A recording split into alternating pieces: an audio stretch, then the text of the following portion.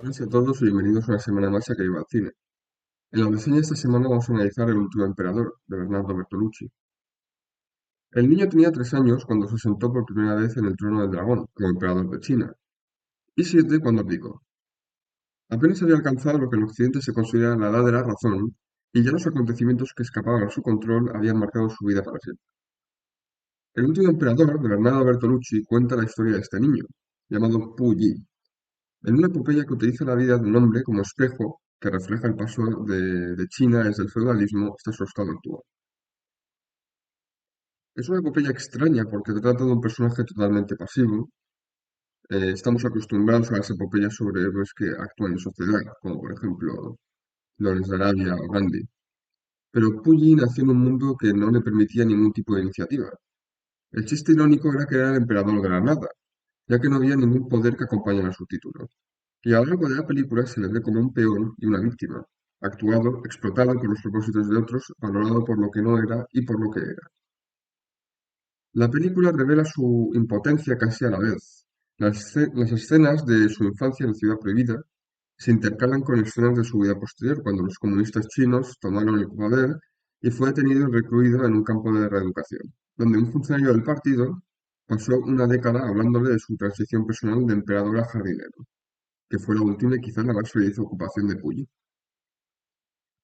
Pero el proceso en la cárcel comunista comienza en realidad muchos años antes, en una de las escenas más conmovedoras de la película, cuando el joven Puyi recibe una bicicleta y pedalea entusiasmado por la ciudad prohibida hasta que llega a las puertas del mundo exterior, y es detenido por sus propios guardias.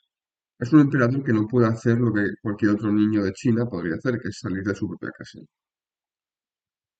Bertolucci consigue que el encarcelamiento de Puyi parezca aún más irónico porque toda la película se rodó en la República Popular China e incluso se le dio permiso para filmar dentro de la ciudad prohibida, un vasto complejo medieval que abarca unas 250 hectáreas y contiene 9.999 habitaciones.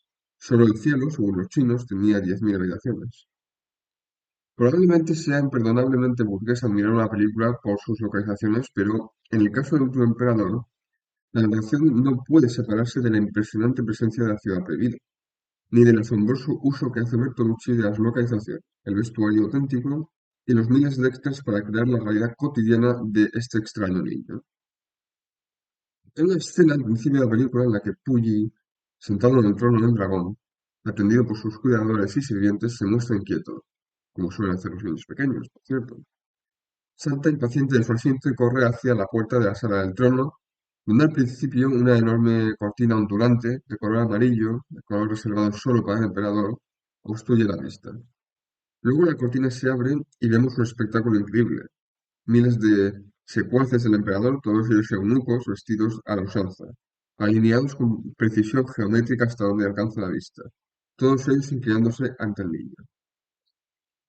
Después de abdicar, en 1912, Puyi permanece en el trono, una figura decorativa mantenida con lujo por la conveniencia de los verdaderos gobernantes de China.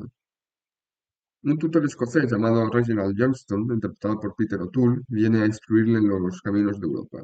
Y el joven, que está interpretado en su madurez por John Lone, se convierte en un anglófilo, soñando con escapar a Cambridge. Johnston le aconseja que en lugar de eso escape al matrimonio y él toma una emperatriz, interpretada por Yuan Chen. En 1924 es expulsado de la ciudad prohibida y se traslada con su séquito a Manchuria natal, entonces controlada por los japoneses en aquella época. En una escena de gran y elegante ironía, Bertolucci lo muestra vestido de occidental, con un cigarrillo en la mano, apoyado en un piano y cantando Am I Blue. A medida que se acerca la Segunda Guerra Mundial, Puyi se vuelve cada vez más irrelevante, excepto para los japoneses, que lo convierten brevemente en su marioneta en Manchuria. Su mujer se hace adicta al opio y comienza a tener relaciones con una espía japonesa lesbiana. Su antiguo tutor regresa a Inglaterra. Se entrega a una vida de depravación y deriva. Y entonces todo cambia para él, cuando los comunistas toman el control de China y es capturado por los rusos que lo entregan a sus nuevos aliados. Podríamos esperar que los comunistas condenaran a Puyi a la muerte, un destino que él esperaba con confianza. Pero en su lugar se produce el proceso de reeducación, complicado por el hecho de que este hombre adulto nunca ha hecho nada por sí mismo. No sabe darse los zapatos ni cerrar el grifo después de llenar un vaso de agua. Cuando le vemos al final de la película, está trabajando como jardinero en Pekín y parece feliz. Y suponemos que para él, al menos, la reeducación fue un éxito porque, en primer lugar, fue una educación para un hombre cuya vida entera estaba dirigida a hacerle impotente e irrelevante. El último emperador termina con una extraordinaria secuencia más allá del final en la que un anciano Puyi va a visitar la ciudad prohibida, que ahora está abierta a los turistas. Ve a un niño pequeño pasar a hurtadillas la cuerda del terciopelo y subir al trono del dragón. Antes eso habría sido una ofensa fatal, pero el anciano, que una vez fue el niño en ese trono, mira ahora con una compleja mezcla de emociones la escena. Es un final inspirado para la película, que nunca comete el error de tener solo una cosa que decir sobre la vida de un hombre que encarnó todas las contradicciones y paradojas de la China del siglo XX. No hay muchas escenas de acción en El último emperador y poca intriga.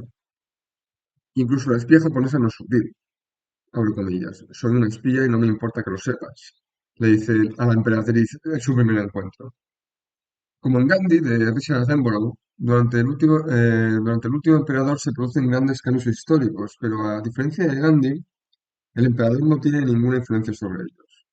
Su vida es una triste ironía, su final es una agridulce elegía, pero es precisamente por lo poco que sucede en esta epopeya por lo que es importante su vasto y costoso programa de producción. Cuando vemos a esos miles de sirvientes inclinados ante un niño, por ejemplo, la imagen es efectiva precisamente porque la reverencia no significa nada para el niño, y las vidas de los sirvientes no se han dedicado a ningún propósito útil. Todo lo que implicaba la vida de Puyi era un desperdicio. Todo excepto una cosa, la noción de que una sola vida humana puede tener un valor infinito. A su manera, el trono del dragón sostenía eso, convertir a un emperador en un dios para ennoblecer a sus súbditos. Y a su manera, la Revolución China argumentó lo mismo, convirtiéndolo en un jardinero.